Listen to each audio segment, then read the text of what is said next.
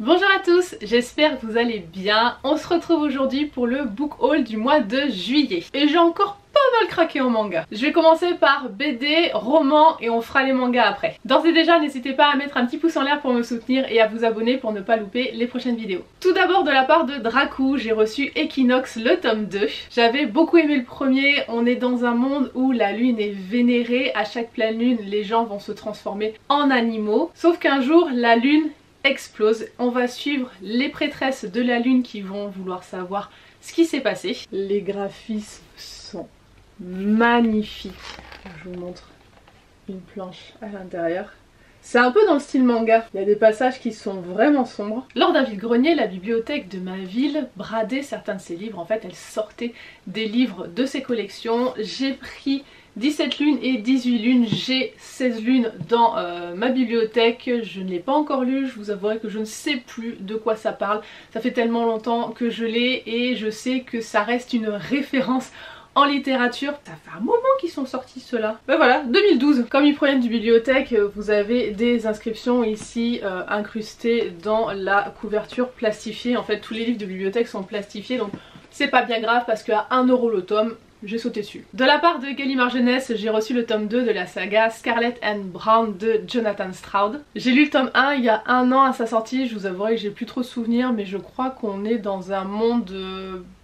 C'est pas un monde post-apo, je crois que c'est une dystopie. Non, c'est un monde post-apo, non, c'est un monde post-apo, je crois, où il y a des monstres et du coup, on va suivre deux hors-la-loi. D'occasion, j'ai trouvé le tome 1 de la trilogie d'Evabad, donc La Cité de Laiton de S.H. Chakraborty chez De Saxus et je crois que je l'avais payé à un truc genre 10 € et il est en très bon état. On passe au manga. Je me suis créé une petite tradition. Maintenant, à chaque fois que je vais visiter un pays, je vais prendre le tome 1 de Bleach dans la langue de ce pays. J'ai déjà la version japonaise, c'est pas moi qui l'ai ramenée malheureusement, je suis pas encore allée au Japon, c'est un ami qui me l'a offert, mais j'ai pris la version italienne. Alors c'est particulier parce que les mangas italiens n'ont pas de surjaquette, c'est directement une jaquette cartonnée. Chez Glénat, je me suis trouvé d'occasion le tome 8 de Tokyo Revengers. Toujours d'occasion, j'ai trouvé le tome 6 de l'Attaque des Titans en version colossale. Je suis super contente de les trouver d'occasion ceux-là parce qu'à 20 balles pièce, ça pique. Et là, je l'avais trouvé à 12,99 €. Et il est en état neuf.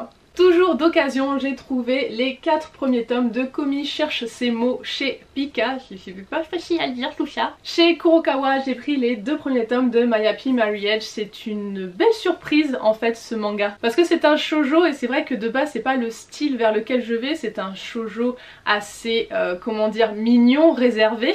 On va suivre une petite nana qui a été opprimée par sa famille, qui est envoyée chez ce monsieur pour un mariage arrangé. Donc bien sûr, vous en doutez, ça va bien se passer. Mais on va suivre son évolution, elle va commencer à prendre confiance en elle et on est dans un monde où il y a des pouvoirs. Parce qu'en fait, chacun fait partie d'une famille avec des pouvoirs. Et pourquoi elle a été opprimée, c'est que elle n'a pas de pouvoir, a priori. Donc pour sa famille, elle n'avait aucune valeur et donc elle a été vraiment rabaissée. Elle faisait office de servante.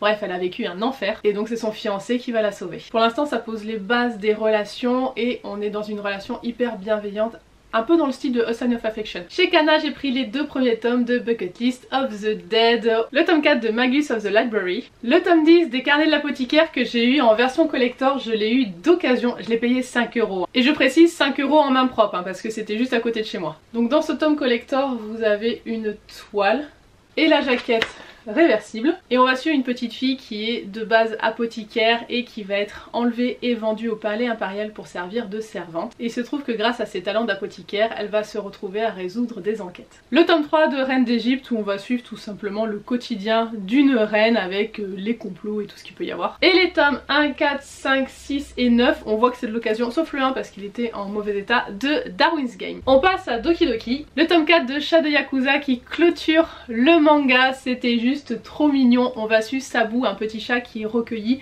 par un ancien Yakuza et qui va bosser dans un bar à chat et chien. Et on va suivre en fait toutes ses pensées et notamment il pense en permanence que son nouveau propriétaire va le bouffer, le tuer, le faire souffrir, bref un ancien Yakuza quoi. Mais en fait pas du tout. Et si vous avez des chats, vous allez pouvoir retrouver les réactions en fait de votre animal à des situations où il n'y a pas de raison. Moi typiquement, un de mes chats est très peureux alors qu'on l'a jamais frappé, on n'a jamais rien fait, on sait pas pourquoi et franchement je retrouve mon chat dans sa bouffe. Le tome 1 de The Rising of the Shield Hero, comme Doki Doki m'a envoyé le dernier sorti, J'achète les premiers et c'est trop bien. C'est un isekai où un groupe de personnes se retrouvent réincarnées dans un monde de magie un peu à la façon jeu vidéo où ils vont devoir combattre des vagues de calamités. Pour ça ils vont devoir acquérir de l'expérience. Chacun a une arme de prédilection et nous on va suivre le héros bouclier qui est considéré comme le loser parce qu'il n'a pas une arme d'attaque mais de défense, donc pour les autres il ne sert à rien. Et donc on va suivre dans ses aventures tout ce qui peut se prendre dans la gueule. C'est super sympa. Un autre isekai c'est The Imminence in Shadow, donc j'ai les tomes 2, 3 et 4, pareil Doki Doki m'a envoyé les derniers donc je me mets à jour. Et c'est, comment vous l'expliquer, on va suivre un mec qui veut être une éminence de l'ombre, il voulait déjà l'être dans sa vie d'avant sauf que il est mort et du coup il continue cette vocation dans sa réincarnation. Le but ça va être de sauver les gens, voilà, de combattre le crime, etc. Donc à un moment il va sauver une elfe et il va lui raconter des histoires genre il combat, comment ça s'appelle déjà ce groupe, bref, un groupe de criminels. Mais c'est un truc qu'il a complètement inventé, hein, juste histoire de bien se faire voir par la nana et qu'elle le suive après. Sauf que c'était pas des délires, ce groupe là il existe réellement, donc en fait la petite nana elle va recruter d'autres personnes et dans l'ombre elles vont récolter pas mal d'informations et tout. Lui il est toujours dans son délire, genre ça existe pas. Le mec est juste totalement pété. Il est trop bien cet isekai. Par contre je vais mater l'animé parce que niveau chara design, alors il y a une certaine, comment dire, logique et raison à ça, mais les nanas se ressemblent vachement, c'est un enfer en fait quand on lit ce manga. Pour moi tous les persos se ressemblent, c'est juste une galère pour savoir qui est qui. Donc regarder l'animé ça permet de voir les différences de cheveux, de voix, ça va être plus simple, mais ouais il y a des fois je galère vraiment. Dernier isekai chez Doki Doki c'est Mushoku Tensei, le tome 3, 4, 5, 6 et 18 parce que j'ai reçu le 18 de la part de Doki Doki, du coup là je me mets à jour avant. Donc on suit un mec qui était un loser dans sa vie d'avant qui se réincarne dans un monde de magie, on va le suivre de ses 3 ans et puis on va le voir évoluer. Hyper sympa. Chez Panini Manga, Demon Slayer, les tomes 6, 9 et 13. Et on termine par les éditions Vega Dupuis avec 2 mangas. Le bateau de Thésée, les 4 premiers tomes. Et le dernier manga que j'ai à vous proposer c'est Deep Sea Aquarium Magmel, j'ai les 3 premiers tomes. Voilà pour ce book haul du mois de juin, j'espère que ça vous a plu. N'hésitez pas à me dire si vous avez déjà lu certains titres ou si d'autres vous intéressent parmi cette sélection. Et pour la majorité silencieuse qui n'aime pas commenter, n'hésitez pas à me laisser un petit emoji billet qui s'envole pour me dire que j'ai encore bien craqué. Sur ce, je vous laisse et je vous dis à la prochaine pour une nouvelle vidéo. Bye bye!